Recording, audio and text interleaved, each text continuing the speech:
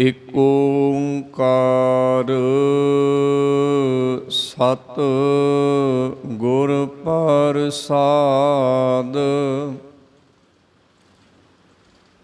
ਰਾਗ ਸੂਹੀ ਸ਼ੰਤ ਮਹਿਲਾ ਪਹਿਲਾ।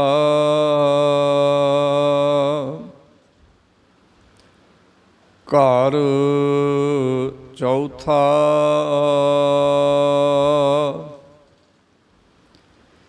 ਜਿਨ ਕੀਆ ਤਿਨ ਦੇਖਿਆ, ਜਗ ਧੰਦੜੈ ਲਾਇਆ।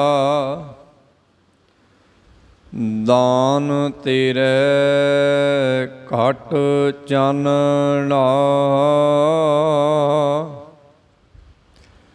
ਤਨ ਚੰਦ ਦਿਪਾਇਆ।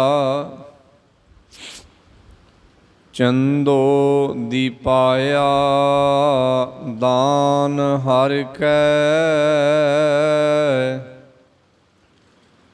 ਦੁਖ ਅੰਧੇਰਾ ਉੱਠ ਗਿਆ।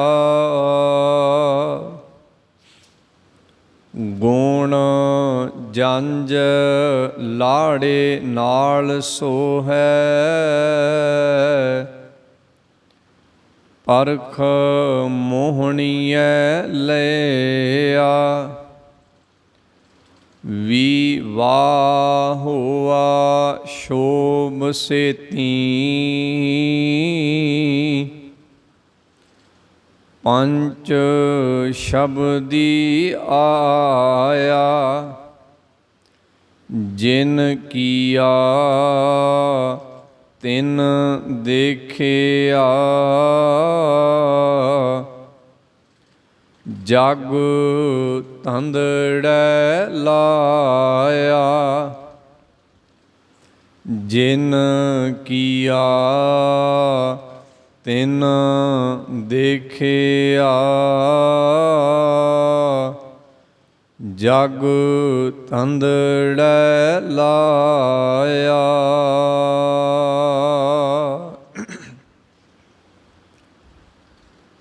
ਧੰਨ ਧੰਨ ਸਤਿਗੁਰੂ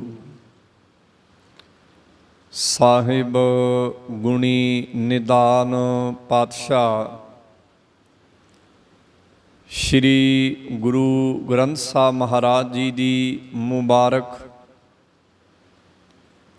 ਅਤੇ ਪਾਵਨ ਬਾਣੀ ਦੇ ਵਿੱਚੋਂ ਆਪ ਜੀ ਨੇ ਗੁਰੂ ਗ੍ਰੰਥ ਸਾਹਿਬ ਮਹਾਰਾਜ ਜੀ ਦੇ ਪਾਵਨ ਅੰਗ 765 ਤੇ ਸੁਭਾਇਮਾਨ ਰਾਗ ਸੂਹੀ ਦੇ ਅੰਦਰ ਦਰਜ ਕਵਿਤਾ ਦੇ ਸ਼ੰਤ ਰੂਪ ਵਿੱਚ ਉਚਾਰਨ ਕੀਤਾ ਗਿਆ ਸ਼ਬਦ ਗੁਰੂ ਨਾਨਕ ਸਾਹਿਬ ਮਹਾਰਾਜ ਜੀ ਦਾ ਉਚਾਰਨ ਕੀਤਾ ਹੋਇਆ ਦੇ ਪਹਿਲੇ ਬੰਦ ਦਾ ਪਾਠ ਸ਼ਰਵਣ ਕੀਤਾ ਹੈ। ਇਸ ਬਚਨ ਦੀ ਵਿਚਾਰ ਕੱਲ੍ਹ ਦੇ ਦੀਵਾਨ ਵਿੱਚ ਵੀ ਅਸਾਂ ਨੇ ਸਾਂਝੀ ਕੀਤੀ ਸੀ। ਸਤਿਗੁਰੂ ਜੀ ਦੇ ਪਵਿੱਤਰ ਬਚਨ ਦੀ ਅਗਲੇਰੀ ਵਿਚਾਰ ਅੱਜ ਦੇ ਦੀਵਾਨ ਵਿੱਚ ਗੁਰੂ ਗ੍ਰੰਥ ਸਾਹਿਬ ਮਹਾਰਾਜ ਜੀ ਦੀ ਮਹਿਰਮਤ ਦਾ ਸਦਕਾ ਸਾਂਝੀ ਕੀਤੀ ਜਾਏਗੀ। ਇੱਕ ਵਾਰ ਆਪ ਸਾਰੇ ਸਤ ਸੰਗੀ ਜਨਾਂ ਨੇ ਦਸਵੇਂ ਪਾਤਸ਼ਾਹ ਸ਼੍ਰੀ ਗੁਰੂ ਗੋਬਿੰਦ ਸਿੰਘ ਮਹਾਰਾਜ ਜੀ ਦੀ ਬਖਸ਼ੀ ਹੋਈ ਫਤਿਹ ਪ੍ਰਵਾਨ ਕਰਨੀ, ਬੜੇ ਪਿਆਰ ਦੇ ਨਾਲ ਕਹਿਣਾ ਜੀਓ ਵਾਹਿਗੁਰੂ ਜੀ ਕਾ ਖਾਲਸਾ ਵਾਹਿਗੁਰੂ ਜੀ ਕੀ ਫਤਿਹ। ਸਤਿਗੁਰੂ ਗੁਰੂ ਨਾਨਕ ਸਾਹਿਬ ਮਹਾਰਾਜ ਜੀ ਨੇ ਸ਼ਬਦ ਦੇ ਪਹਿਲੇ ਬੰਦ ਦੇ ਅੰਦਰ ਸਾਡੇ ਸਾਹਮਣੇ ਇਹ ਵਿਚਾਰ ਰੱਖੀ ਸੀ ਕਿ ਇਹ ਸੰਸਾਰ ਇੱਕ ਅਕਾਲ ਪੁਰਖ ਨੇ ਪੈਦਾ ਕੀਤਾ ਤੇ ਪੈਦਾ ਕਰਕੇ ਉਹ ਇਸ ਦੀ ਸੰਭਾਲ ਵੀ ਕਰ ਰਿਹਾ। ਜਿਨ ਕੀਆ ਤਿਨ ਦੇਖਿਆ। ਕੀਆ ਦਾ ਭਾਵ ਹੈ ਜਿਸ ਨੇ ਇਸ ਨੂੰ ਪੈਦਾ ਕੀਤਾ ਹੈ, ਤੇ ਦੇਖਿਆ ਦਾ ਭਾਵ ਹੈ ਜੋ ਇਸ ਦੀ ਪੈਦਾ ਕਰਕੇ ਸੰਭਾਲ ਕਰ ਰਿਹਾ ਹੈ। ਸਮਝ ਲਓ ਇਹ ਇਉਂ ਹੈ ਕਿ ਜਿਵੇਂ ਸੰਸਾਰਕ ਤੌਰ ਤੇ ਇੱਕ ਮਾਂ ਬੱਚੇ ਨੂੰ ਜਿੱਥੇ ਪੈਦਾ ਕਰਦੀ ਹੈ ਤੇ ਪੈਦਾ ਕਰਕੇ ਉਸ ਦੀ ਸੰਭਾਲ ਵੀ ਕਰਦੀ ਹੈ। ਜਿਵੇਂ ਮਾਂ ਆਪਣੇ ਬੱਚੇ ਦੀ ਦੇਖ ਰੇਖ ਕਰਦੀ ਹੈ, ਸਤਿਗੁਰੂ ਜੀ ਕਹਿੰਦੇ ਇਸੇ ਢੰਗ ਨਾਲ ਪਰਮੇਸ਼ਰ ਇਸ ਕੁਦਰਤ ਦੇ ਹਰ ਇੱਕ ਜੀਅ ਨੂੰ ਪੈਦਾ ਕਰਨ ਵਾਲਾ ਹੈ ਤੇ ਮਾਂ ਦੀ ਨਿਆਈ ਸੰਭਾਲਣ ਵੀ ਵਾਲਾ ਹੈ। ਇਸੇ ਕਰਕੇ ਬਾਣੀ ਵਿੱਚ ਮਾਂ ਦਾ ਅਤੇ ਪਰਮੇਸ਼ਰ ਦਾ ਦਰਜਾ ਕਈ ਥਾਵਾਂ ਤੇ ਇੱਕ ਕੀਤਾ ਗਿਆ, ਬਾਣੀ 'ਚ ਆਖਿਆ ਗਿਆ। ਅਸੀਂ ਜਦੋਂ ਅਰਦਾਸ ਕਰਦੇ ਹਾਂ, ਅਰਦਾਸ ਦਾ ਪਹਿਰਾ ਪੜ੍ਹਦੇ ਹਾਂ, ਪਹਿਲੇ ਪਹਿਰੇ ਦੇ ਅੰਦਰ ਹੀ ਅਰਦਾਸ ਦੇ ਇਹ ਜ਼ਿਕਰ ਆਉਂਦਾ ਹੈ, ਤੂੰ ਠਾਕੁਰ ਤੁਮ ਪੈ ਅਰਦਾਸ, ਜਿਉ ਪਿੰਡ ਸਭ ਤੇਰੀ ਰਾਸ, ਤੁਮ ਮਾਤ ਪਿਤਾ ਹਮ ਬਾਰਕ ਤੇਰੇ। ਤੂੰ ਸਾਡਾ ਪਿਤਾ ਵੀ ਹੈ ਤੇ ਤੂੰ ਸਾਡੀ ਮਾਂ ਵੀ ਹੈ, ਅਸੀਂ ਤੇਰੇ ਬੱਚੇ ਹਾਂ। ਗੁਰਦੇਵ ਨੇ ਇਹ ਬਚਨ ਇਸ ਕਰਕੇ ਆਖਿਆ ਹੈ ਕਿ ਜਿਵੇਂ ਪਰਮੇਸ਼ਰ ਪਾਲਦਾ ਹੈ, ਪੈਦਾ ਕਰਦਾ ਹੈ, ਉਵੇਂ ਹੀ ਮਾਂ ਪੈਦਾ ਵੀ ਕਰਦੀ ਹੈ ਤੇ ਪਾਲਦੀ ਵੀ ਹੈ। ਸੋ ਬਚਨ ਆਇਆ ਸਤਿਗੁਰੂ ਜੀ ਦਾ, ਗੁਰਦੇਵ ਕਹਿੰਦੇ ਜਿਨ ਕੀਆ ਤਿਨ ਦੇਖਿਆ। ਜਿਸ ਨੇ ਪੈਦਾ ਕੀਤਾ ਹੈ ਉਹ ਇਸ ਜਗਤ ਦੀ ਸੰਭਾਲ ਵੀ ਕਰ ਰਿਹਾ ਹੈ, ਦੇਖਭਾਲ ਵੀ ਕਰ ਰਿਹਾ। ਜਗ ਧੰਦੜੈ ਲਾਇਆ। ਧੰਦੜੈ ਸ਼ਬਦ ਬਣਿਆ ਧੰਦੇ ਤੋਂ। ਧੰਦੇ ਦਾ ਭਾਵ ਹੁੰਦਾ ਹੈ ਕਾਰ। ਵੈਸੇ ਅੱਜ ਇਸ ਸ਼ਬਦ ਦੀ ਵਰਤੋਂ ਕਈ ਵਾਰ ਨਕਾਰਾਤਮਕ ਰੂਪ ਵਿੱਚ ਵੀ ਕੀਤੀ ਜਾਂਦੀ ਹੈ। ਕੋਈ ਗਲਤ ਕੰਮ ਕਰੇ ਤੇ ਉੱਥੇ ਵੀ ਇਹ ਸ਼ਬਦ ਵਰਤਿਆ ਜਾਂਦਾ ਹੈ, ਪਰ ਸਤਿਗੁਰ ਨੇ ਪਵਿੱਤਰ ਬਾਣੀ ਵਿੱਚ ਇਸ ਸ਼ਬਦ ਨੂੰ ਕਿਰਤ ਦੇ ਨਾਲ ਜੋੜ ਕੇ ਲਿਖਿਆ ਹੈ। ਕਿਰਤ ਦਾ ਭਾਵ ਹੈ ਕੰਮ, ਧੰਦੇ ਦਾ ਭਾਵ ਹੈ ਕੰਮ। ਗੁਰਦੇਵ ਕਹਿੰਦੇ ਜਿੱਥੇ ਵਾਹਿਗੁਰੂ ਨੇ, ਪਰਮੇਸ਼ਰ ਨੇ ਇਸ ਕੁਦਰਤ ਨੂੰ ਪੈਦਾ ਕੀਤਾ, ਇਹਦੀ ਸੰਭਾਲ ਕਰ ਰਿਹਾ ਹੈ ਤੇ ਸੰਭਾਲ ਦੇ ਨਾਲ ਨਾਲ ਉਸ ਨੇ ਹਰ ਇੱਕ ਜੀਅ ਨੂੰ ਕੋਈ ਨਾ ਕੋਈ ਕੰਮ ਦਿੱਤਾ ਹੋਇਆ, ਉਹ ਉਸ ਕੰਮ ਨੂੰ ਕਰ ਰਿਹਾ ਹੈ। ਜਗ ਧੰਦੜੈ ਲਾਇਆ ਦਾ ਭਾਵ ਹੈ ਹਰ ਇੱਕ ਜੀਵ ਇਸ ਕੁਦਰਤ ਦੇ ਵਿੱਚ ਕਿਸੇ ਨਾ ਕਿਸੇ ਕੰਮ ਵਿੱਚ ਰੁੱਝਾ ਹੋਇਆ। ਅਸੀਂ ਕੱਲ੍ਹ ਦੇ ਦੀਵਾਨ ਅੰਦਰ ਵੀ ਇਹ ਗੱਲ ਸਮਝੀ ਸੀ ਕਿ ਇਸ ਕੁਦਰਤ ਦੀ ਹਰ ਇੱਕ ਚੀਜ਼ ਇੱਕ ਦੂਜੇ ਦੇ ਨਾਲ ਜੁੜੀ ਹੋਈ ਹੈ, ਇਕੱਲੀ ਕੋਈ ਨਹੀਂ ਹੈ। ਇਹਨੂੰ ਬਾਣੀ ਨੇ ਇਉਂ ਵੀ ਆਖਿਆ ਹੈ, ਸੂਤ ਏਕ ਮਣ ਸਤ ਸਹੰਸ ਜੈਸੇ। ਕਹਿੰਦੇ ਮਾਲਾ ਦੇ 100 ਮਣਕੇ ਹੋ ਸਕਦੇ ਨੇ, 1000 ਮਣਕੇ ਹੋ ਸਕਦੇ ਨੇ, ਪਰ ਉਹਦੇ ਵਿੱਚ ਪਰੋਇਆ ਹੋਇਆ ਧਾਗਾ ਇੱਕ ਹੀ ਹੋ ਸਕਦਾ ਹੈ। ਮਾਲਾ ਦੇ ਮੋਤੀਆਂ ਦੀ ਗਿਣਤੀ ਜਿੰਨੀ ਮਰਜ਼ੀ ਹੋ ਜਾਏ, ਪਰ ਉਹਦੇ ਅੰਦਰ ਪਰੋਇਆ ਹੋਇਆ ਧਾਗਾ ਇੱਕ ਹੀ ਹੁੰਦਾ ਹੈ। ਇਵੇਂ ਇਸ ਸੰਸਾਰ ਅੰਦਰ ਜੀ ਅਨੇਕ ਨੇ, ਪਰ ਉਹਨਾਂ ਅਨੇਕ ਜੀਆਂ ਦੇ ਵਿੱਚ ਕੰਮ ਕਰਦੀ ਸੱਤਾ ਇੱਕ ਹੈ ਜੋ ਸਾਰਿਆਂ ਜੀਆਂ ਨੂੰ ਇੱਕ ਲੜੀ ਦੇ ਵਿੱਚ ਪਰੋ ਕੇ ਰੱਖਦੀ ਹੈ। ਸਾਨੂੰ ਬਾਹਰੋਂ ਵੇਖਣ ਨੂੰ ਲੱਗਦਾ ਹੈ ਇਹ ਜੀ ਉਹਦੇ ਨਾਲੋਂ ਅਲੱਗ ਹੈ, ਦੂਸਰਾ ਜੀ ਉਹਦੇ ਨਾਲੋਂ ਅਲੱਗ ਹੈ, ਇਹ ਵਿਭਿੰਨਤਾ ਨਜ਼ਰ ਵੀ ਆਉਂਦੀ ਹੈ, ਪਰ ਇਸ ਵਿਭਿੰਨਤਾ ਦੇ ਵਿੱਚ ਹੀ ਸਤਿਗੁਰੂ ਜੀ ਨੇ ਏਕਤਾ ਨੂੰ ਪਰੋਇਆ ਹੋਇਆ। ਇਸ ਨੂੰ ਬਾਣੀ ਆਖਦੀ ਹੈ ਏਕ ਅਨੇਕ ਵਿਆਪਕ ਪੂਰਕ। ਉਹ ਇੱਕ ਵੀ ਹੈ ਤੇ ਅਨੇਕ ਵੀ ਹੈ। ਬਾਹਰੋਂ ਵੇਖਣ ਨੂੰ ਅਨੇਕ ਲੱਗਦਾ ਹੈ, ਪਰ ਅੰਦਰੋਂ ਬਾਣੀ ਕਹਿੰਦੀ ਹੈ ਉਹਨੇ ਸਾਰੀ ਕੁਦਰਤ ਨੂੰ ਇੱਕ ਸੂਤਰ ਦੇ ਵਿੱਚ ਪਰੋਇਆ ਹੈ। ਹਰ ਇੱਕ ਜੀ ਇੱਕ ਦੂਜੇ ਦੇ ਨਾਲ ਜੁੜਿਆ ਹੋਇਆ। ਆਪਾਂ ਕੱਲ੍ਹ ਵੀ ਇਹ ਉਦਾਹਰਨ ਸਾਂਝੀ ਕੀਤੀ ਸੀ, ਰੁੱਖਾਂ ਦੀ ਲੋੜ ਸਾਨੂੰ ਹੈ ਤੇ ਸਾਡੀ ਲੋੜ ਰੁੱਖਾਂ ਨੂੰ ਹੈ। ਕੁਦਰਤ ਦੀ ਹਰ ਇੱਕ ਚੀਜ਼ ਇੱਕ ਦੂਜੇ ਦੇ ਨਾਲ ਜੁੜੀ ਹੋਈ ਹੈ। ਇੱਕ ਜੀ ਦੂਜੇ ਦੇ ਨਾਲ ਜੁੜਿਆ, ਇੱਕ ਚੈਨ ਸਿਸਟਮ ਹੈ ਕੁਦਰਤ ਦਾ ਜਦੋਂ ਅਸੀਂ ਇਹਨੂੰ ਬਰੀਕੀ ਦੇ ਨਾਲ ਦੇਖਦੇ ਹਾਂ। ਸਤਿਗੁਰ ਨੇ ਇਸ ਗੱਲ ਦਾ ਜ਼ਿਕਰ ਪਵਿੱਤਰ ਬਾਣੀ ਵਿੱਚ ਬੜੇ ਥਾਵਾਂ ਤੇ ਕੀਤਾ ਹੈ, ਜਿੱਥੇ ਗੁਰਦੇਵ ਇਹ ਕਹਿੰਦੇ ਆ ਨਾ ਕਿ ਸਾਰਿਆਂ ਦੇ ਵਿੱਚ ਉਹਦੀ ਇੱਕ ਦੀ ਜੋਤ ਹੈ। ਉਹਦਾ ਭਾਵ ਇਹ ਹੀ ਹੈ ਕਿ ਸਾਰੀ ਕੁਦਰਤ ਕਿਤੇ ਨਾ ਕਿਤੇ ਇੱਕ ਦੂਜੇ ਦੇ ਨਾਲ ਅੰਦਰੋਂ ਜੁੜੀ ਹੋਈ ਹੈ। ਇੱਕ ਤੋਂ ਬਿਨਾਂ ਦੂਜੀ ਨਹੀਂ ਤੇ ਦੂਜੀ ਤੋਂ ਬਿਨਾਂ ਤੀਜੀ ਨਹੀਂ ਹੈ। ਤੁਸੀਂ ਵੇਖੋ ਕੁਦਰਤ ਵਿੱਚ ਇੱਕ ਚੀਜ਼ ਦੀ ਘਾਟ ਹੋਣ ਦੇ ਨਾਲ ਦੂਜੀਆਂ ਚੀਜ਼ਾਂ ਦੀ ਕਮੀ ਪੈਦਾ ਹੋਣੀ ਸ਼ੁਰੂ ਹੋ ਜਾਂਦੀ ਹੈ। ਜੇ ਜੰਗਲ ਦੇ ਵਿੱਚ ਘਾਹ ਨਾ ਰਹੇਗਾ, ਖਾਣ ਵਾਲੇ ਹਰੇ ਪੱਤੇ ਨਾ ਰਹਿਣਗੇ, ਜੰਗਲ ਸੁੱਕ ਜਾਏਗਾ, ਤਾਂ ਕੁਦਰਤਨ ਹੈ ਕਿ ਉਸ ਜੰਗਲ ਤੇ ਨਿਰਭਰ ਜੀ ਜਿਹੜੇ ਹਨ ਉਹ ਮਰ ਜਾਣਗੇ, ਤੇ ਉਹਨਾਂ ਜੀਆਂ ਤੇ ਨਿਰਭਰ ਜਿਹੜੇ ਮਾਸਾਹਾਰੀ ਜੀ ਨੇ ਉਹ ਵੀ ਮਰ ਜਾਣਗੇ। ਇਹ ਚੈਨ ਟੁੱਟ ਜਾਏਗੀ, ਇਹ ਖਤਮ ਹੋ ਜਾਏਗੀ। ਸੋ ਸਤਿਗੁਰੂ ਜੀ ਇਸ ਨੂੰ ਕਹਿੰਦੇ ਨੇ ਜਗ ਧੰਦੜੈ ਲਾਇਆ। ਕਈ ਵਾਰੀ ਅਸੀਂ ਇਸ ਸ਼ਬਦ ਦਾ ਅਰਥ ਇਕੱਲੇ ਬੰਦੇ ਨਾਲ ਜੋੜ ਲੈਂਦੇ ਹਾਂ। ਅਸੀਂ ਇਹਨੂੰ ਇਉਂ ਜੋੜਦੇ ਹਾਂ ਕਿ ਜੋ ਅਸੀਂ ਖੇਤੀਬਾੜੀ ਕਰ ਰਹੇ ਹਾਂ, ਜੋ ਦੁਕਾਨਦਾਰੀ ਕਰ ਰਹੇ ਹਾਂ, ਵਾਹਿਗੁਰੂ ਨੇ ਇਸ ਧੰਦੇ 'ਚ ਸਾਨੂੰ ਲਾ ਦਿੱਤਾ।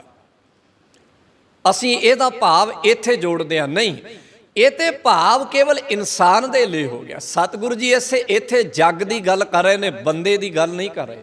ਸ਼ਬਦ ਨੂੰ ਫਿਰ ਧਿਆਨ ਵਿੱਚ ਲੈਣਾ, ਗੁਰਦੇਵ ਨੇ ਬੰਦੇ ਦੀ ਗੱਲ ਨਹੀਂ ਕੀਤੀ, ਜੱਗ ਦੀ ਗੱਲ ਕੀਤੀ ਹੈ। ਤੇ ਜੱਗ ਵਿੱਚ ਬੰਦੇ ਤੋਂ ਅਲੱਗਾ ਹੋਰ ਬਹੁਤ ਸਾਰੀਆਂ ਚੀਜ਼ਾਂ ਨੇ, ਤਾਂ ਉਹ ਚੀਜ਼ਾਂ ਵੀ ਵਾਹਿਗੁਰੂ ਨੇ ਕਿਸੇ ਕੰਮ ਵਿੱਚ ਲਾਈਆਂ ਹੋਈਆਂ ਨੇ। ਕੋਈ ਚੀਜ਼ ਐਸੀ ਨਹੀਂ ਹੈ ਕੁਦਰਤ ਦੀ ਜੋ ਕੋਈ ਕੰਮ ਨਾ ਕਰ ਰਹੀ ਹੋਵੇ।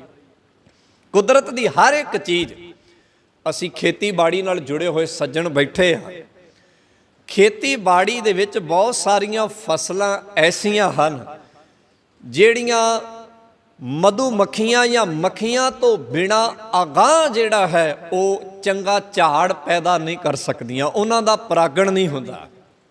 ਉਹਨਾਂ ਨੂੰ ਪਰਾਗਣ ਦੇ ਲਈ ਮੱਖੀਆਂ ਦੀ ਲੋੜ ਪੈਂਦੀ ਹੈ।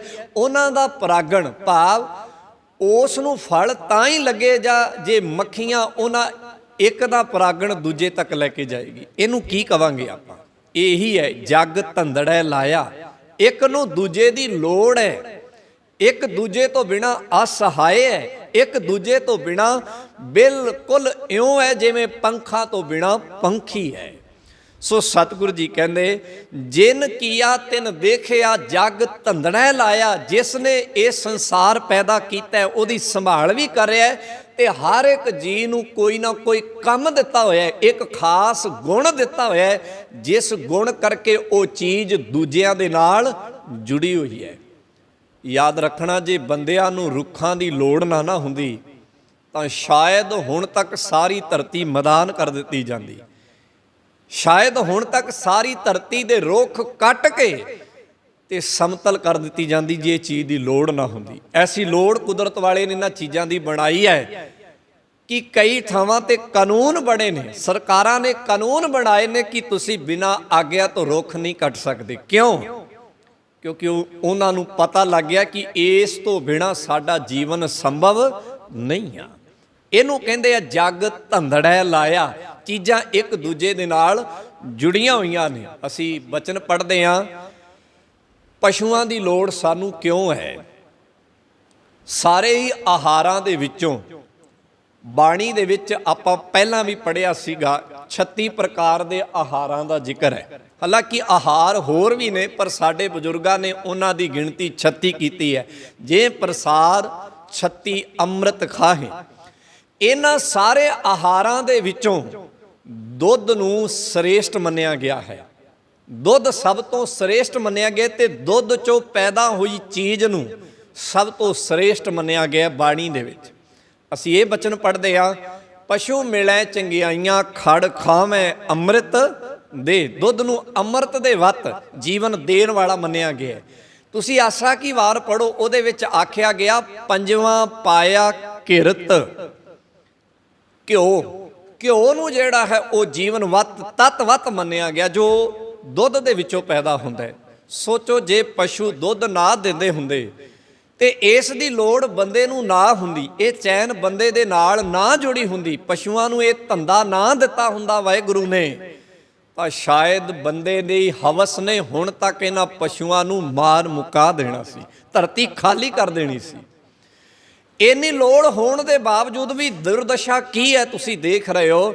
ਇਹ ਸਤਿਗੁਰ ਨੇ ਕਮਾਲ ਦਾ ਨੁਕਤਾ ਸਾਡੇ ਸਾਹਮਣੇ ਰੱਖਿਆ, ਜਿਸ ਨੂੰ ਗੁਰਦੇਵ ਕਹਿੰਦੇ ਨੇ ਬਲਿਹਾਰੀ ਕੁਦਰਤ ਵਸਿਆ।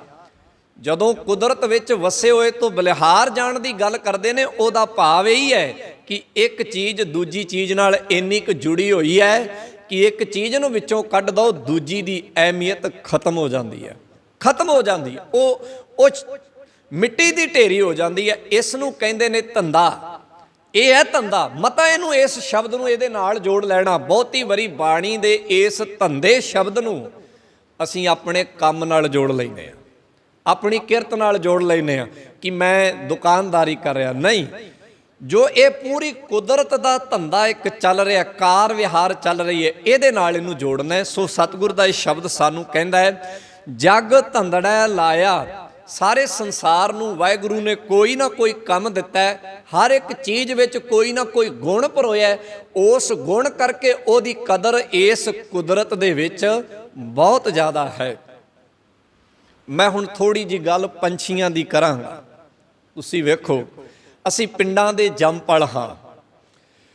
ਪਿੰਡਾਂ ਵਿੱਚ ਆਮ ਅਸੀਂ ਪੰਛੀਆਂ ਨੂੰ ਦੇਖਿਆ ਤੇ ਪੰਛੀਆਂ ਦੀਆਂ ਬਿੱਠਾਂ ਨੂੰ ਵੀ ਦੇਖਿਆ, ਕਦੀ ਉਹਨੂੰ ਧਿਆਨ ਨਾਲ ਵੇਖਣਾ।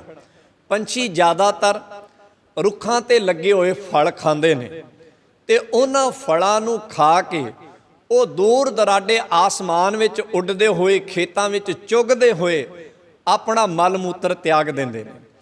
ਉਸ ਬਿੱਠ ਦੇ ਵਿੱਚ ਉਹਨਾਂ ਰੁੱਖਾਂ ਦੇ ਬੀਜ ਹੁੰਦੇ ਹਨ ਤੇ ਬਿੱਠ ਇੱਕ ਤਰੀਕੇ ਦੇ ਨਾਲ ਇੱਕ ਕੰਪੋਸਟ ਖਾਦ ਹੈ। ਤਾਂ ਹੀ ਤੁਸੀਂ ਵੇਖੋ ਕੋਠਿਆਂ ਦੀਆਂ ਕੰਧਾਂ ਤੇ, ਛੱਤਾਂ ਤੇ ਕਿਹੜਾ ਬੀਜ ਦਾ ਛੱਟਾ ਦਿੱਤਾ ਹੁੰਦਾ ਹੈ, ਪਰ ਛੱਤਾਂ ਤੇ ਵੀ ਘਾਹ, ਬੂਟੇ ਤੇ ਕਈ ਵਾਰ ਪਿੱਪਲ ਦੇ ਰੁੱਖ ਇਤਿਆਦਿਕ ਉੱਗ ਜਾਂਦੇ ਹਨ। ਉੱਥੇ ਕਿਹੜਾ ਕਿਸੇ ਨੇ ਜਿਹੜਾ ਖਾਦ ਪਾਣੀ ਪਾਇਆ, ਕਿਵੇਂ ਉਹ ਪੈਦਾ ਹੋ ਗਏ।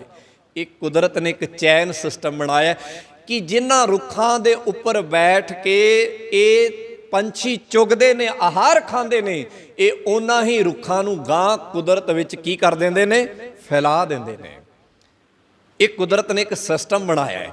ਇਸੇ ਨੂੰ ਗੁਰਦੇਵ ਕਹਿੰਦੇ ਨੇ ਜਗ ਧੰਦੜਾ ਲਾਇਆ। ਹਰ ਕਿਸੇ ਨੂੰ ਕੰਮ ਕੀਤਾ, ਜੋ ਕੁਦਰਤ ਵਿੱਚ ਜਿਸ ਚੀਜ਼ ਨੂੰ ਵਰਤ ਰਿਹਾ ਹੈ ਅਗਾਂਹ ਉਹਨੂੰ ਪੈਦਾ ਵੀ ਕਰ ਰਿਹਾ ਹੈ। ਜੇ ਇੱਕ ਪੰਛੀ ਕਿਸੇ ਰੁੱਖ ਤੋਂ ਫਲ ਖਾ ਰਿਹਾ ਹੈ ਤੇ ਉਹਦੇ ਬੀਜਾਂ ਨੂੰ ਗਾਂ ਖਿਲਾਰ ਦਿੰਦਾ ਹੈ, ਉਸ ਤਰ੍ਹਾਂ ਦੇ ਰੁੱਖ ਹੋਰ ਪੈਦਾ ਹੋ ਜਾਂਦੇ ਨੇ। ਇਹ ਬੰਦਾ ਹੀ ਹੈ ਜੋ ਇਸ ਸੰਸਾਰ ਦੀਆਂ ਚੀਜ਼ਾਂ ਨੂੰ ਵਰਤ ਰਿਹਾ ਤੇ ਖਤਮ ਕਰ ਰਿਹਾ ਹੈ। ਇਸੇ ਕਰਕੇ ਸਤਿਗੁਰ ਨੇ ਬਾਣੀ ਵਿੱਚ ਬੰਦੇ ਦੇ ਇਸ ਹਵਸ ਰੂਪੀ ਸੁਭਾਅ ਨੂੰ ਵੇਖ ਕੇ ਆਖਿਆ, ਕਰਤੂਤ ਪਸ਼ੂ ਕੀ ਮਾਨਸ ਜਾਤ ਲੋਕ ਪਚਾਰਾ ਕਰੈ ਦਿਨ ਰਾਤ। ਤੇ ਇਸ ਤੋਂ ਅੱਗੇ ਜਾ ਕੇ ਇਹ ਗੱਲ ਕਹੀ ਕਿ ਤੇਰੇ ਨਾਲੋਂ ਤੇ ਕਈ ਥਾਵਾਂ ਤੇ ਪਸ਼ੂ ਵੀ ਚੰਗੇ ਹਨ। ਉਹ ਇੱਥੇ ਆ ਕੇ ਆਖਿਆ ਕਿ ਇਹ ਕੁਦਰਤ ਦੀਆਂ ਚੀਜ਼ਾਂ ਨੂੰ ਵਰਤ ਕੇ ਉਹਨਾਂ ਨੂੰ ਵੇਸਟ ਕਰ ਰਿਹਾ, ਖਤਮ ਕਰ ਰਿਹਾ। ਇਸ ਨੂੰ ਕਹਿੰਦੇ ਨੇ ਜਗ ਧੰਦੜਾ ਲਾਇਆ। ਗੁਰਦੇਵ ਅੱਗੇ ਜ਼ਿਕਰ ਕਰਦੇ, ਦਾਨ ਤੇਰੇ ਕਟ ਚਾਨਣਾ ਤਨ ਚੰਦ ਦੀ ਪਾਇਆ। ਦਾਨ ਸ਼ਬਦ ਜਿਹੜਾ ਹੈ ਇਹ ਸਨਾਤਨ ਮਤ ਚੋਂ ਆਇਆ ਜੀ। ਬਾਣੀ ਵਿੱਚ ਇਹਦੀ ਵਰਤੋਂ ਹੈ, ਪਰ ਇਹਦੇ ਅਰਥ ਉਹ ਨਹੀਂ ਜੋ ਸਨਾਤਨ ਮਤ ਵਿੱਚ ਕੀਤੇ ਜਾਂਦੇ ਹਨ। ਦਾਨ ਦਾ ਅਰਥ ਪਵਿੱਤਰ ਗੁਰਬਾਣੀ ਦੇ ਵਿੱਚ ਬਖਸ਼ਿਸ਼ ਹੈ। ਜਦੋਂ ਸਨਾਤਨ ਮਤ ਵਿੱਚ ਤੁਸੀਂ ਦਾਨ ਦੀ ਵਿਆਖਿਆ ਪੜ੍ਹੋਗੇ ਤੇ ਕੁਝ ਹੋਰ ਹੈ, ਸ਼ਬਦ ਉਹਨਾਂ ਦਾ ਹੀ ਹੈ, ਪਰ ਗੁਰਮਤਿ 'ਚ ਜਦੋਂ ਆ ਗਿਆ ਤੇ ਇੱਥੇ ਇਹਦੇ ਅਰਥ ਬਦਲ ਜਾਂਦੇ ਨੇ। ਕਈ ਵਾਰ ਐਸਾ ਹੁੰਦਾ ਹੈ ਕਿ ਅਸੀਂ ਕਿਸੇ ਦੂਜੇ ਸਾਹਿਤ ਵਿੱਚੋਂ ਆਏ ਹੋਏ ਸ਼ਬਦਾਂ ਨੂੰ ਜਦੋਂ ਬਾਣੀ ਵਿੱਚੋਂ ਪੜ੍ਹਦੇ ਹਾਂ ਤੇ ਅਸੀਂ ਉਹਦੇ ਉਹੀ ਅਰਥ ਸਮਝ ਲੈਂਦੇ ਹਾਂ ਜੋ ਉਹ ਸਮਝਦੇ ਨੇ। ਮੈਂ ਇਹਦੇ ਲਈ ਇੱਕ ਉਦਾਹਰਨ ਹੋਰ ਦੇਵਾਂਗਾ। ਬਾਣੀ 'ਚ ਨਮਾਜ਼ ਦਾ ਜ਼ਿਕਰ ਹੈ।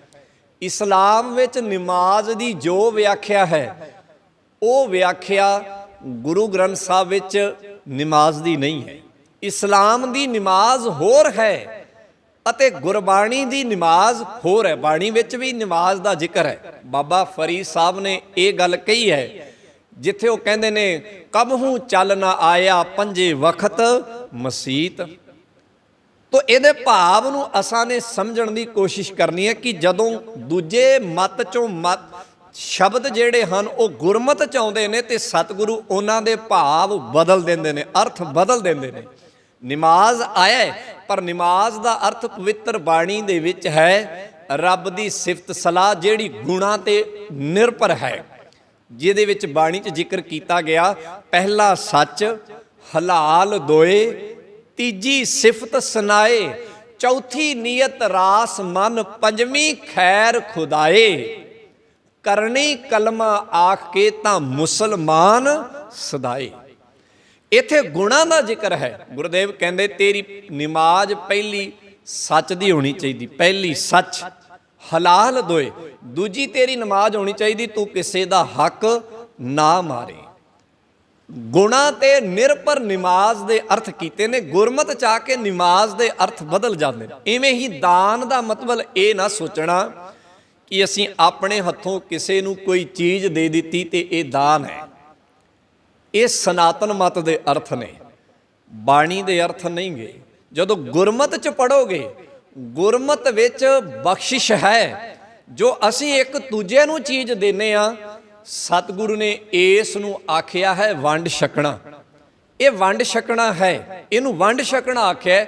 ਮੰਨ ਲਓ ਮੈਨੂੰ ਕਿਸੇ ਚੀਜ਼ ਦੀ ਲੋੜ ਹੈ, ਕਿਸੇ ਨੇ ਮੇਰੀ ਮਦਦ ਕਰ ਦਿੱਤੀ, ਗੁਰਮਤ ਉਹਨੂੰ ਦਾਨ ਨਹੀਂ ਕਹਿੰਦੀ, ਗੁਰਮਤ ਉਹਨੂੰ ਵੰਡ ਛਕਣਾ ਆਖਦੀ। ਗੁਰਮਤ ਨੇ ਉਹਦੇ ਲਈ ਇੱਕ ਨਵਾਂ ਸੰਕਲਪ ਲੈ ਕੇ ਆਂਦਾ ਜਿਹਨੂੰ ਵੰਡ ਛਕਣਾ ਕਹਿੰਦੇ ਹਨ। ਤੇ ਵੰਡ ਛਕਣ ਦਾ ਭਾਵ ਇਹ ਹੈ ਕਿ ਦੇਣ ਵਾਲਾ ਅਹਿਸਾਨ ਜਤਾਉਂਦਾ ਨਹੀਂ ਤੇ ਲੈਣ ਵਾਲਾ ਲੈ ਕੇ ਮੁਕਰਦਾ ਨਹੀਂ। ਨਾਲ ਇਹ ਚੀਜ਼ ਦਿੱਤੀ ਗਈ। ਵੰਡ ਛਕਣ 'ਚ ਐਸਾ ਹੈ ਕਿ ਜਿਹਨੇ ਲਿਆ ਹੈ ਉਹਨੇ ਲੈ ਕੇ ਮੁਕਰਨਾ ਨਹੀਂ, ਤੇ ਜਿਹਨੇ ਦਿੱਤਾ ਹੈ ਉਹਨੇ ਦੇ ਕੇ ਇਹ ਨਹੀਂ ਕਹਿਣਾ ਕਿ ਮੈਂ ਇਹਨੂੰ ਦਿੱਤਾ ਹੈ। ਉਹਨੂੰ ਗੁਰੂ ਨੇ ਇਹ ਉਪਦੇਸ਼ ਦ੍ਰਿੜ ਕਰਾਇਆ ਕਿ ਤੂੰ ਦੇ ਕੇ ਜਿਹੜਾ ਹੈ ਨਿਮਾਣਾ ਹੋਣਾ ਹੈ।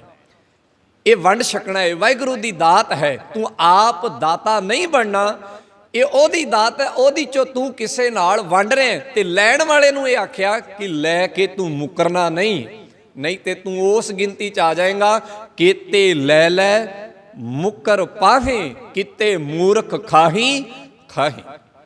ਤੂੰ ਮੁਕਰਨ ਵਾਲਿਆਂ ਦੀ, ਤੂੰ ਮੂਰਖਾਂ ਦੀ ਗਿਣਤੀ 'ਚ ਆ ਜਾਏਗਾ। ਸੋ ਬੇਨਤੀ ਨੂੰ ਸਮਝੋ, ਦਾਨ ਦਾ ਅਰਥ ਹੈ ਬਖਸ਼ਿਸ਼। ਤੋ ਗੁਰਦੇਵ ਨੇ ਜ਼ਿਕਰ ਕੀਤਾ, ਕਿਉਂਕਿ ਇਹ ਸ਼ਬਦ ਨਾ ਇਸ ਬਚਨ ਵਿੱਚ ਵਾਰ-ਵਾਰ ਆਏਗਾ, ਦਾਨ ਦਾਨ ਦਾਨ। ਇਸੇ ਕਰਕੇ ਮੈਂ ਪਹਿਲਾਂ ਬੇਨਤੀ ਕਰ ਦਿੱਤੀ ਕਿ ਦਾਨ ਦਾ ਮਤਲਬ ਕੋਈ ਚੀਜ਼ ਦੇਣੀ ਨਹੀਂ। ਗੁਰਮਤ ਵਿੱਚ ਦਾਨ ਦਾ ਅਰਥ ਵਾਹਿਗੁਰੂ ਦੀ ਬਖਸ਼ਿਸ਼ ਹੈ, ਜੋ ਅਸੀਂ ਇੱਕ ਦੂਜੇ ਨੂੰ ਦਿੰਦੇ ਆ।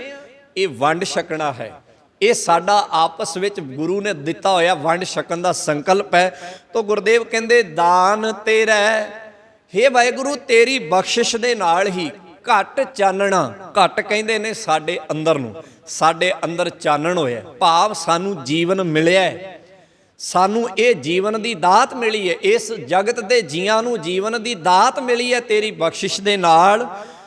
ਤਨ ਚੰਦ ਦਿਪਾਇਆ, ਤੂੰ ਇਸ ਤਨ ਦੇ ਵਿੱਚ ਚੰਦ ਦਿਪਾਇਆ। ਚੰਦ ਦਿਪਾਇਆ ਦਾ ਮਤਲਬ ਹੈ, ਚੰਦ ਦਾ ਅਰਥ ਹੈ ਚੰਦਰਮਾ, ਤੇ ਦਿਪਾਇਆ ਦਾ ਮਤਲਬ ਹੈ ਦਿਪਾ ਦੇਣਾ। ਭਾਵ ਇਸ ਤਨ ਦੇ ਵਿੱਚ ਤੂੰ ਸੱਤਾ ਪੈਦਾ ਕੀਤੀ ਹੈ ਕੰਮ ਕਰਨ ਦੀ। ਜਿੱਥੇ ਤਨ ਦਿੱਤਾ ਹੈ, ਤਨ ਦੇ ਨਾਲ ਤੂੰ ਉਹ ਤਾਕਤ ਦਿੱਤੀ ਹੈ ਤਨ ਨੂੰ ਕਿ ਬੰਦੇ ਕੁਝ ਕੰਮ ਕਰ ਸਕਣ। ਕੁਦਰਤ ਵਿੱਚ ਜਿਹਨੂੰ ਤੂੰ ਤਨ ਦਿੱਤਾ ਹੈ, ਤਨ ਦੇ ਵਿੱਚ ਤੂੰ ਇੱਕ ਤਾਕਤ ਦਿੱਤੀ ਹੈ ਕਿ ਉਸ ਤਾਕਤ ਦੇ ਨਾਲ ਉਹ ਤਨ ਇਸ ਧਰਤੀ ਤੇ ਕੰਮ ਕਰ ਸਕਦਾ। ਇਹਦਾ ਮਤਲਬ ਹੈ ਤਨ ਚੰਦ ਦਿਪਾਇਆ। ਮੈਂ ਇੱਥੇ ਇੱਕ ਗਾਥਾ ਜ਼ਰੂਰ ਤੁਹਾਡੇ ਨਾਲ ਸਾਂਝੀ ਕਰਾਂਗਾ। ਰੂਸ ਦਾ ਇੱਕ ਬੜਾ ਵਧੀਆ ਦਾਰਸ਼ਨਿਕ ਹੋਇਆ, ਉਹਦਾ ਨਾਮ ਹੈ ਟਾਲਸਟਾਏ। ਉਹਨੇ ਬਹੁਤ ਸਾਰੀਆਂ ਕਿਤਾਬਾਂ ਲਿਖੀਆਂ ਨੇ। ਉਹ ਇੱਕ ਤੱਤਵੇਤਾ ਸੱਜਣ ਹੋਇਆ ਜਿਹੜਾ ਦੁਨੀਆ ਦੇ ਵਿੱਚ ਜਾਣਿਆ ਤੇ ਪਹਿਚਾਣਿਆ ਹੈ। ਉਹਦਾ ਨਾਮ, ਉਹਦੀਆਂ ਲਿਖੀਆਂ ਹੋਈਆਂ ਲਿਖਤਾਂ ਵੱਡੀਆਂ ਵੱਡੀਆਂ ਯੂਨੀਵਰਸਿਟੀਆਂ ਦੇ ਵਿੱਚ ਪੜ੍ਹਾਈਆਂ ਜਾਂਦੀਆਂ ਹਨ, ਖਾਸ ਕਰਕੇ ਫਿਲਾਸਫੀ ਦੇ ਖੇਤਰ ਵਿੱਚ। ਉਹਨੇ ਫਿਲਾਸਫੀ ਦੇ ਖੇਤਰ 'ਚ, ਦਰਸ਼ਨ ਸ਼ਾਸਤਰ ਦੇ ਖੇਤਰ 'ਚ ਬਹੁਤ ਸਾਰੀਆਂ ਬਰੀਕ ਗੱਲਾਂ ਲਿਖੀਆਂ। ਕਹਿੰਦੇ ਇੱਕ ਵਾਰ ਉਹਦੇ ਕੋਲ, ਉਹਦੇ ਘਰ ਇੱਕ ਇਨਸਾਨ ਆਇਆ ਤੇ ਆ ਕੇ ਦੁਹੱਥੜਾਂ ਮਾਰ ਕੇ ਰੋਣ ਲੱਗਾ ਤੇ ਆ ਕੇ ਕਹਿਣ ਲੱਗਾ, ਟਾਲਸਟਾਏ ਜੀ ਮੇਰੇ ਹਾਲਤ ਬੜੇ ਮਾੜੇ ਨੇ, ਮੇਰੇ ਕੋਲ ਕੁਝ ਨਹੀਂ ਹੈ, ਮੈਂ ਬੜਾ ਭੁੱਖਾ, ਬੜਾ ਨੰਗਾ ਅਤੇ ਰੁਜ਼ਗਾਰ ਦਾ ਕੋਈ ਵੀ ਸਾਧਨ ਨਹੀਂ ਹੈ। ਉਹਨੇ ਆਪਣਾ ਦੁੱਖੜਾ ਜਿਹੜਾ ਹੈ ਟਾਲਸਟਾਏ ਦੇ ਸਾਹਮਣੇ ਆ ਕੇ ਰੋ ਦਿੱਤਾ। ਜਦੋਂ ਟਾਲਸਟਾਏ ਨੇ ਉਹਨੂੰ ਦੇਖਿਆ ਕਿ 6 ਫੁੱਟ ਉੱਚਾ ਲੰਮਾ ਇਹ ਇਨਸਾਨ ਹੈ, ਇਹਦਾ ਸਰੀਰ ਬੜਾ ਸੁਡੋਲ ਹੈ, ਇਹਦੇ ਸਰੀਰ ਵਿੱਚ ਬੜੀ ਜਾਨ ਹੈ, ਤੇ ਜਾਨ ਹੋਣ ਦੇ ਬਾਵਜੂਦ ਵੀ ਇਹ ਰੋਣੇ ਰੋ ਰਿਹਾ ਹੈ। ਉਸ ਨੇ ਉਸ ਨੂੰ ਇੱਕ ਬੁਝਾਰਤ ਪਾਈ। ਆਖਣ ਲੱਗਾ ਟਾਲਸਟਾਏ ਕਿ ਮੈਂ ਤੈਨੂੰ ਮੂੰਹ ਮੰਗੀ ਰਕਮ ਦੇਵਾਂਗਾ, ਜੋ ਤੈਨੂੰ ਚਾਹੀਦਾ ਹੈ ਉਹ ਮੈਂ ਤੈਨੂੰ ਦੇਵਾਂਗਾ, ਪਰ ਉਹਦੇ ਬਦਲੇ ਤੈਨੂੰ ਕੁਝ ਮੈਨੂੰ ਦੇਣਾ ਪਏਗਾ। ਉਸ ਨੇ ਸ਼ਰਤ ਕਬੂਲ ਕਰ ਲਈ। ਜਦੋਂ ਸ਼ਰਤ ਕਬੂਲ ਕਰ ਲਈ, ਟਾਲਸਟਾਏ ਆਖਦਾ ਹੈ ਕਿ ਇਹ ਜੋ 2 ਤੇਰੇ ਕੋਲ ਅੱਖਾਂ ਨੇ ਇਹ ਤੂੰ ਮੈਨੂੰ ਦੇ ਦੇ, ਇਹਦੇ ਬਦਲੇ ਮੇਰੇ ਘਰ 'ਚੋਂ ਜੋ ਤੈਨੂੰ ਚਾਹੀਦਾ ਹੈ, ਕਿਉਂਕਿ ਉਹ ਖੁਦ ਇੱਕ ਅਮੀਰ ਬੰਦਾ ਸੀਗਾ, ਜੋ ਤੈਨੂੰ ਚਾਹੀਦਾ ਹੈ ਉਹ ਤੈਨੂੰ ਮਿਲੇਗਾ। ਉਹ ਕਹਿੰਦਾ ਕਮਾਲ ਦੀ ਗੱਲ ਕਰਦੇ ਹੋ ਦਾਰਸ਼ਨਿਕ ਜੀ, ਜੇ ਅੱਖਾਂ ਤੁਹਾਨੂੰ ਦੇ ਦਿੱਤੀਆਂ ਤੇ ਮੈਂ ਕਿਵੇਂ ਜੀਵਾਂਗਾ। ਫਿਰ ਉਸਨੇ ਆਖਿਆ ਚੱਲ ਅੱਖਾਂ ਦੀ ਗੱਲ ਛੱਡ, ਤੂੰ ਹੱਥ ਦੇ ਦੇ। ਜਦੋਂ ਹੱਥਾਂ ਦੀ ਗੱਲ ਆਈ ਉੱਥੇ ਵੀ ਉਹਦਾ ਜਵਾਬ, ਹੱਥ ਤੁਹਾਨੂੰ ਦੇ ਦਿੱਤੇ ਖਾਵਾਂ ਪੀਵਾਂਗਾ ਕਿਵੇਂ। ਪੈਰਾਂ ਦੀ ਗੱਲ ਆਈ, ਚੱਲਾਂ ਫਿਰਾਂਗਾ ਕਿਵੇਂ। ਭਾਵ ਟਾਲਸਟਾਏ ਨੇ ਤਨ ਦਾ ਹਰ ਇੱਕ ਅੰਗ ਗਣਾ ਦਿੱਤਾ ਤੇ ਉਹਦੇ ਬਦਲੇ ਮੂੰਹ ਮੰਗੀ ਉਸ ਨੂੰ ਰਾਸ਼ੀ ਦੇਣ ਦੀ ਗੱਲ ਕਹੀ, ਪਰ ਉਹ ਬੰਦਾ ਮੰਨਿਆ ਨਾ। ਹਾਰ ਕੇ ਉਸ ਬੰਦੇ ਨੂੰ ਇਹ ਸੋਝੀ ਹੋਈ ਕਿ ਇਹ ਜੋ ਤਨ ਹੈ ਇਹਦੀ ਕੋਈ ਕੀਮਤ ਨਹੀਂ, ਇਹਦੇ ਅੰਦਰ ਵਾਹਿਗੁਰੂ ਨੇ ਇੱਕ ਖਾਸ ਤਾਕਤ ਇਹਨਾਂ ਅੰਗਾਂ ਦੇ ਰਾਹੀਂ ਪਰੋਈ ਹੋਈ ਹੈ। ਉਹਨੂੰ ਇਸ ਗੱਲ ਦੀ ਸਮਝ ਆਈ, ਇਸ ਤੱਤ ਦੀ ਸਮਝ ਆਈ। ਟਾਲਸਟਾਏ ਨੇ ਉਹਨੂੰ ਸਮਝਾਇਆ ਕਿ ਇਹ ਜੋ ਤੈਨੂੰ ਮਿਲਿਆ ਇਹ ਬਹੁਤ ਕੀਮਤੀ ਹੈ, ਇਹਦਾ ਕੋਈ ਮੁੱਲ ਨਹੀਂ। ਬਾਣੀ 'ਚ ਇਸ ਕਰਕੇ ਇਸ ਨੂੰ ਇਉਂ ਵੀ ਆਖਿਆ ਹੈ, ਬਾਬਾ ਜੀ ਇਉਂ ਵੀ ਕਹਿੰਦੇ ਨੇ, ਮਾਨਸ ਜਨਮ ਦੁਲੰਭ ਹੈ ਹੋਏ ਨਾ ਬਾਰ, ਜਾਂ ਗੁਰੂਦੇਵ ਇਹਨੂੰ ਇਉਂ ਵੀ ਆਖਦੇ ਨੇ, ਹੀਰੇ ਜੈਸਾ ਜਨਮ ਹੈ। ਉੱਥੇ ਹੀਰੇ ਦੇ ਵੱਤ ਕਿਉਂ ਆਖਦੇ ਨੇ? 2 ਗੱਲਾਂ ਨੇ, ਕਿਤੇ ਆਖਦੇ ਨੇ ਮਿੱਟੀ ਦੀ ਢੇਰੀ ਹੈ, ਕਿਤੇ ਆਖਦੇ ਨੇ ਇਹ ਹੀਰੇ ਵਰਗਾ ਹੈ। ਇਹ ਦੋਵੇਂ ਗੱਲਾਂ ਵਾਰ-ਵਾਰ ਬਾਣੀ 'ਚ ਤੁਹਾਨੂੰ ਮਿਲਣਗੀਆਂ। ਜਦੋਂ ਤੁਸੀਂ ਸਹਿਜ ਪਾਠ ਕਰੋਗੇ, ਕਿਤੇ ਇਹ ਜ਼ਿਕਰ ਆ ਜਾਏਗਾ ਕਿ ਇਹ ਤੇਰਾ ਸਰੀਰ ਤੇ ਮਿੱਟੀ ਦੀ ਢੇਰੀ ਹੈ, ਕਿਤੇ ਇਹ ਜ਼ਿਕਰ ਆ ਜਾਏਗਾ ਇਹ ਤੇ ਹੀਰੇ ਵਰਗਾ ਹੈ। ਕਮਾਲ ਦੀ ਗੱਲ ਹੈ, ਗੁਰੂ ਸਾਹਿਬ ਹੀਰੇ ਵਰਗਾ ਵੀ ਤੁਸੀਂ ਕਹਿੰਦੇ ਹੋ ਤੇ ਮਿੱਟੀ ਵਰਗਾ ਵੀ ਤੁਸੀਂ। ਹੀਰੇ ਦਾ ਤੇ ਮਿੱਟੀ ਦਾ ਤੇ ਜ਼ਮੀਨ ਆਸਮਾਨ ਦਾ ਫਰਕ ਹੈ। ਪਰ ਧਿਆਨ ਨਾਲ ਪੜ੍ਹਨਾ, ਜਿੱਥੇ ਮਿੱਟੀ ਦਾ ਜ਼ਿਕਰ ਆਏਗਾ ਕਿ ਇਹ ਮਿੱਟੀ ਦੀ ਢੇਰੀ ਹੈ, ਉੱਥੇ ਇਹ ਗੱਲ ਸਮਝਾਉਣ ਲਈ ਆਏਗਾ ਕਿ ਜਦੋਂ ਤੂੰ ਮਰ ਜਾਏਗਾ ਨਾ, ਮਰਨ ਤੋਂ ਬਾਅਦ ਇਹਦੀ ਕੋਈ ਵੀ ਕੀਮਤ ਨਹੀਂ ਹੋ। ਤੇ ਜਿੱਥੇ ਹੀਰੇ ਦਾ ਜ਼ਿਕਰ ਆਏਗਾ ਉੱਥੇ ਇਹ ਆਏਗਾ ਕਿ ਮਰਨ ਤੋਂ ਪਹਿਲਾਂ ਇਹ ਸਰੀਰ ਤੇਰਾ ਹੀਰੇ ਦੇ ਵਰਗਾ ਹੀ, ਤੂੰ ਇਹਦੇ ਨਾਲ ਹੀਰੇ ਤੋਂ ਕੀਮਤੀ ਕੰਮ ਆਪਣੇ ਸਮਾਜ ਲਈ, ਦੁਨੀਆ ਲਈ, ਮਨੁੱਖਤਾ ਲਈ ਕਰ ਸਕਦਾ ਹੈ। ਇਹ ਫਰਕ ਹੈ, ਇਹ ਫਰਕ ਆਇਆ ਬਾਣੀ ਦੇ ਵਿੱਚ। ਇਹ ਫਰਕ ਨੂੰ ਕਰਕੇ ਚੱਲਿਓ।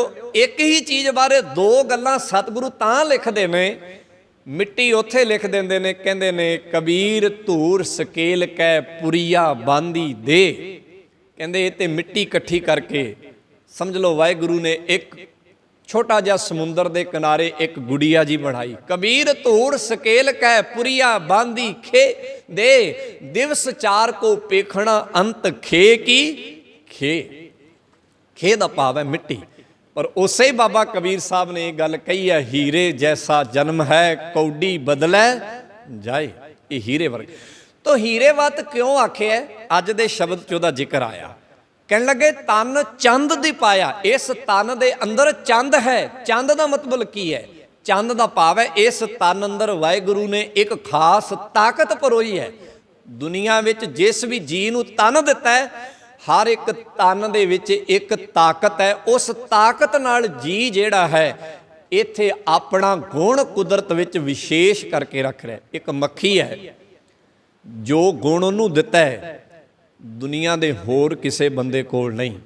ਇੱਕ ਮੱਖੀ ਹੈ ਨਾ, ਜੋ ਇੱਕ ਕੀਮਤੀ ਸ਼ਹਿਦ ਇਕੱਠਾ ਕਰਦੀ ਹੈ।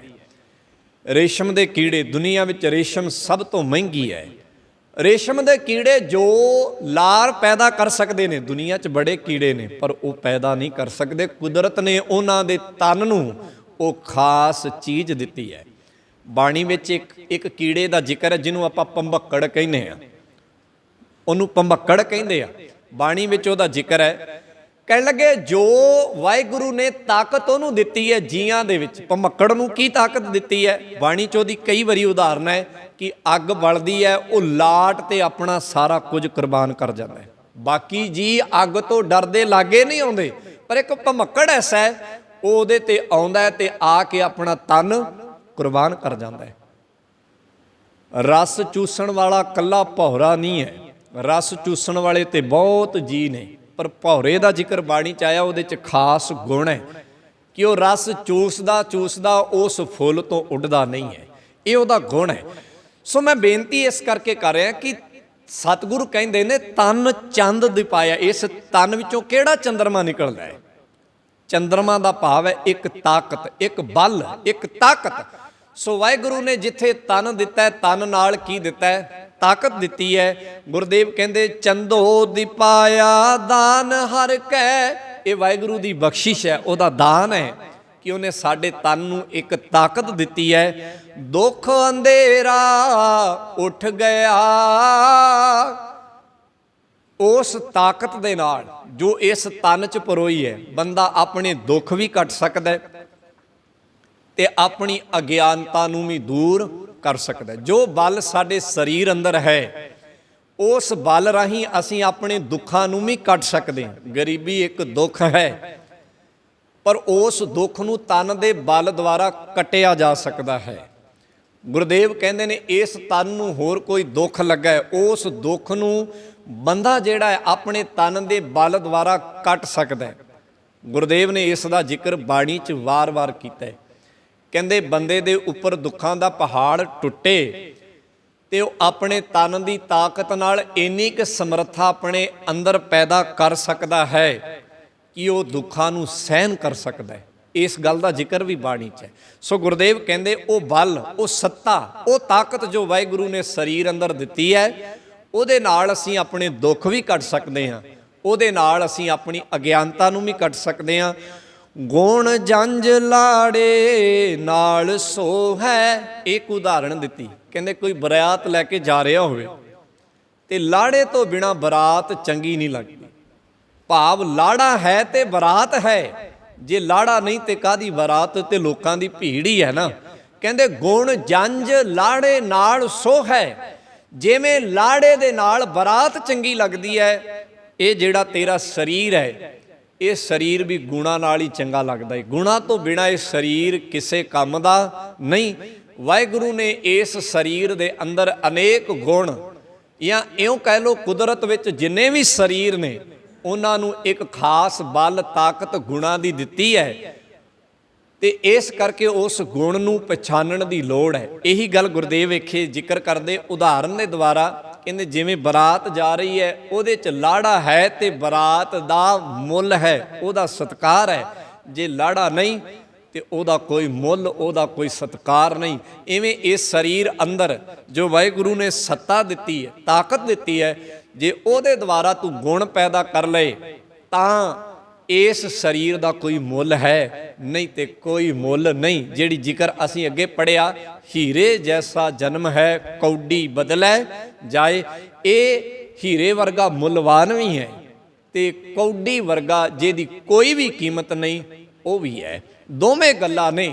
ਸਤਿਗੁਰੂ ਜੀ ਇਸ ਕਰਕੇ ਜ਼ਿਕਰ ਕਰਦੇ ਗੁਣ ਜੰਝ ਲਾੜੇ ਨਾਲ ਸੋ ਹੈ, ਪਰਖ ਮੋਹਣੀਐ ਲਿਆ। ਮੋਹਣੀਐ, ਮੋਹਣੀਐ ਕਹਿੰਦੇ ਨੇ ਸੋਹਣੇ ਨੂੰ, ਜਿਹੜਾ ਬੜਾ ਸੋਹਣਾ ਹੋਵੇ। ਕਹਿੰਦੇ ਉਹ ਇਨਸਾਨ ਬੜਾ ਸੋਹਣਾ ਹੈ ਜਿਸ ਨੇ ਗੁਣਾਂ ਨੂੰ ਪਛਾਣ ਲਿਆ, ਪਰਖ ਲਿਆ ਤੇ ਪਰਖ ਕੇ ਉਹਨਾਂ ਗੁਣਾਂ ਦੀ ਕਦਰ ਕਰਨੀ ਸਿੱਖ ਲਈ ਹੈ। ਗੁਰਦੇਵ ਅੱਗੇ ਜ਼ਿਕਰ ਕਰਦੇ ਵਿਆਹ ਹੋਵਾ ਸ਼ੋਭ ਸੇਤੀ, ਪੰਚ ਸ਼ਬਦੀ ਆਇਆ। ਵਿਆਹ, ਵਿਆਹ ਦਾ ਮਤਲਬ ਹੁੰਦਾ ਹੈ ਮਿਲਨ। ਕਹਿੰਦੇ ਵਿਆਹ ਹੋਵਾ ਸ਼ੋਭ ਸੇਤੀ, ਬੰਦੇ ਦਾ ਗੁਣਾਂ ਨਾਲ ਵਿਆਹ ਹੋ ਗਿਆ, ਭਾਵ ਮਿਲਾਪ ਹੋ ਗਿਆ, ਇਸ ਨੂੰ ਸ਼ੋਭਾ ਮਿਲੀ ਹੈ, ਇੱਜ਼ਤ ਮਿਲੀ ਹੈ ਗੁਣਾਂ ਕਰਕੇ। ਪੰਜ ਸ਼ਬਦੀ ਆਇਆ, ਤੇ ਪੰਜ ਤਰ੍ਹਾਂ ਦੇ ਸ਼ਬਦ ਜਿਹੜੇ ਹਨ ਇਸ ਸਰੀਰ ਵਿੱਚ ਵੱਜਣ ਲੱਗੇ। ਬਾਣੀ 'ਚ ਨਾ ਵਾਰ-ਵਾਰ ਜ਼ਿਕਰ ਆਏਗਾ ਪੰਜ ਤਰ੍ਹਾਂ ਦੇ ਸ਼ਬਦਾਂ ਦਾ। ਅਸਲ 'ਚ ਇਹ ਸ਼ਬਦ ਸਨਾਤਨ ਮਤ ਅਤੇ ਜੋਗ ਮਤ ਵਿੱਚੋਂ ਆਇਆ ਹੈ। ਇਹਦੀ ਉੱਥੇ ਅਲੱਗ ਵਿਆਖਿਆ ਹੈ, ਇੱਥੇ ਅਲੱਗ ਵਿਆਖਿਆ ਹੈ।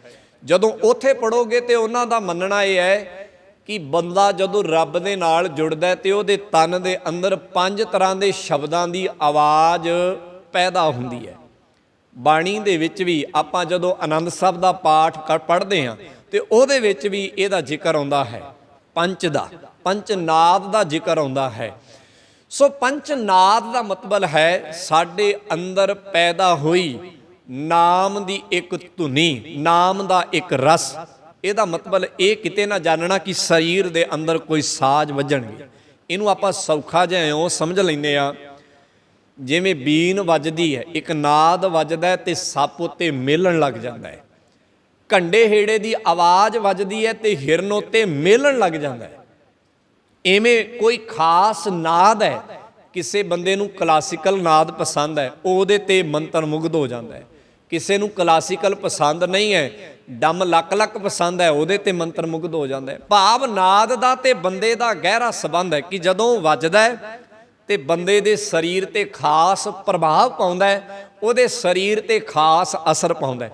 ਇਵੇਂ ਗੁਰਦੇਵ ਕਹਿੰਦੇ ਜਦੋਂ ਬੰਦੇ ਕੋਲ ਗੁਣ ਆਉਂਦੇ ਨੇ, ਗੁਣਾਂ ਦਾ ਸਦਕਾ ਨਾਮ ਆਉਂਦਾ ਹੈ, ਨਾਮ ਬੰਦੇ ਦੇ ਸਰੀਰ ਅੰਦਰ ਜਿਵੇਂ ਨਾਦ ਰਸ ਪੈਦਾ ਕਰਦੇ ਹਨ, ਨਾਦਾਂ ਵਰਗਾ ਰਸ ਸਵਾਦ ਬੰਦੇ ਦੇ ਅੰਦਰ ਪੈਦਾ ਹੁੰਦਾ ਹੈ। ਇਸੇ ਨੂੰ ਆਖਿਆ ਗਿਆ ਪੰਚ ਸ਼ਬਦੀ ਆਇਆ, ਜਿਨ ਕੀਆ ਤਿਨ ਦੇਖਿਆ। ਜਿਸ ਵਾਹਿਗੁਰੂ ਨੇ ਸਾਨੂੰ ਪੈਦਾ ਕੀਤਾ ਹੈ, ਉਹਨੇ ਸਾਡੀ ਸੰਭਾਲ ਕੀਤੀ ਹੈ। ਜਗ ਧੰਦੜੈ ਲਾਇਆ, ਤੇ ਇਸ ਕੁਦਰਤ ਵਿੱਚ ਹਰ ਇੱਕ ਜੀਅ ਨੂੰ ਵਾਹਿਗੁਰੂ ਨੇ ਧੰਦੇ ਦੇ ਵਿੱਚ ਕੰਮ 'ਚ ਲਾਇਆ ਹੋਇਆ। ਭਾਵੇਂ ਕੋਈ ਛੋਟੇ ਤੋਂ ਛੋਟਾ ਜੀਵ ਹੈ, ਭਾਵੇਂ ਕੋਈ ਵੱਡੇ ਤੋਂ ਵੱਡਾ ਹੈ, ਹਰ ਕਿਸੇ ਨੂੰ ਗੁਣ ਦੇ ਕੇ ਉਹਨੇ ਕੁਦਰਤ ਵਿੱਚ ਇੱਕ ਤੋਂ ਦੂਜੇ ਨਾਲ ਜੋੜ ਕੇ ਧੰਦੇ ਦੇ ਵਿੱਚ ਕੰਮ ਤੇ ਲਾਇਆ ਹੋਇਆ ਹੈ। ਬਿਨਾਂ ਕੰਮ ਤੋਂ ਇਸ ਕੁਦਰਤ ਦੇ ਵਿੱਚ ਕੋਈ ਵੀ ਚੀਜ਼ ਨਹੀਂ ਹੈ। ਹਰ ਇੱਕ ਚੀਜ਼ ਕੁਦਰਤ ਵਿੱਚ ਕੋਈ ਨਾ ਕੋਈ ਕੰਮ ਕਰ ਰਹੀ ਹੈ। ਜਦੋਂ ਕੰਮ ਕਰਨਾ ਬੰਦ ਕਰ ਦਿੰਦੀ ਹੈ ਤਾਂ ਉਹ ਮਰ ਜਾਂਦੀ ਹੈ, ਉਹ ਖਤਮ ਹੋ ਜਾਂਦੀ ਹੈ। ਕੁਦਰਤ ਦਾ ਇਹ ਅਸੂਲ ਹੈ, ਜੋ ਇੱਥੇ ਕਾਰਜ ਕਰ ਰਿਹਾ ਹੈ ਉਹ ਜਿੰਦਾ ਰਹੇਗਾ। ਜਦੋਂ ਕੰਮ ਕਰਨਾ ਬੰਦ ਹੋ ਗਿਆ, ਸੱਤਾ ਖਤਮ ਹੋ ਗਈ, ਉਹ ਮਰ ਜਾਏਗਾ ਤੇ ਉਹਦੀ ਜਗ੍ਹਾ ਤੇ ਨਵੀਂ ਚੀਜ਼ ਪੈਦਾ ਹੋ ਜਾਏਗੀ। ਇਹ ਕੁਦਰਤ ਦਾ ਅਸੂਲ ਹੈ, ਇਹ ਕੁਦਰਤ ਦਾ ਨਿਯਮ ਹੈ। ਇਸ ਨੂੰ ਕੁਦਰਤ ਨੇ ਧੰਦੜਾ ਆਖਿਆ, ਧੰਦਾ ਆਖਿਆ। ਫਿਰ ਦੁਬਾਰਾ ਮੇਰੀ ਬੇਨਤੀ ਹੈ, ਆਪ ਜੀ ਸਹਿਜ ਪਾਠ ਕਰ ਦਿਓ। ਜਿੱਥੇ ਵੀ ਬਾਣੀ 'ਚ ਧੰਦਾ ਸ਼ਬਦ ਆਏ, ਉਹਨੂੰ ਤੁਸਾਂ ਨੇ ਆਪਣੇ ਕੰਮ ਨਾਲ ਨਹੀਂ ਜੋੜਨਾ, ਉਹਨੂੰ ਤੁਸਾਂ ਨੇ ਉਸ ਗੁਣ ਨਾਲ ਜੋੜਨਾ ਜਿਹੜਾ ਵਾਹਿਗੁਰੂ ਨੇ ਤੁਹਾਨੂੰ ਦਿੱਤਾ ਹੈ, ਜਿਹਦਾ ਸਦਕਾ ਤੁਸੀਂ ਕੰਮ ਕਰ ਰਹੇ ਹੋ। ਇਕੱਲੇ ਅਸੀਂ ਨਹੀਂ ਕੰਮ ਕਰ ਰਹੇ, ਸਾਡੇ ਘਰ 'ਚ ਇੱਕ ਮੱਖੀ ਹੈ, ਉਹਨੂੰ ਵੀ ਵਾਹਿਗੁਰੂ ਨੇ ਕੋਈ ਕੰਮ ਦਿੱਤਾ ਹੋਇਆ ਹੈ, ਭਾਵੇਂ ਉਹ ਚੰਗਾ ਕਰ ਰਹੀ ਹੈ ਤੇ ਭਾਵੇਂ ਮਾੜਾ ਕਰ ਰਹੀ ਹੈ। ਇੱਕ ਰੁੱਖ ਹੈ, ਫੁੱਲ ਹੈ, ਕੋਈ ਵੀ ਹੈ, ਹਰ ਕਿਸੇ ਨੂੰ ਕੰਮੇ ਲਾਇਆ ਵਾਹਿਗੁਰੂ ਨੇ। ਇੱਥੇ ਵਿਹਲਾ ਕੋਈ ਵੀ ਨਹੀਂ ਹੈ। ਇਸ ਗੱਲ ਨੂੰ ਸਤਿਗੁਰੂ ਜੀ ਨੇ ਇਹ ਨੁਕਤੇ ਨੂੰ ਇਸ ਸ਼ਬਦ ਵਿੱਚ ਉਭਾਰਿਆ ਹੈ। ਸੋ ਹੋਈਆਂ ਭੁੱਲਾਂ ਗਲਤੀਆਂ ਦੀ ਦਾਤਾ ਜੀ ਅਤੇ ਆਪ ਸਤਸੰਗੀ ਜਨਾਂ ਨੇ ਖਿਮਾ ਬਖਸ਼ ਦੇਣੀ ਜੀ। ਪਿਆਰ ਸਹਿਤ ਕਹਿਣਾ ਵਾਹਿਗੁਰੂ ਜੀ ਕਾ ਖਾਲਸਾ, ਵਾਹਿਗੁਰੂ।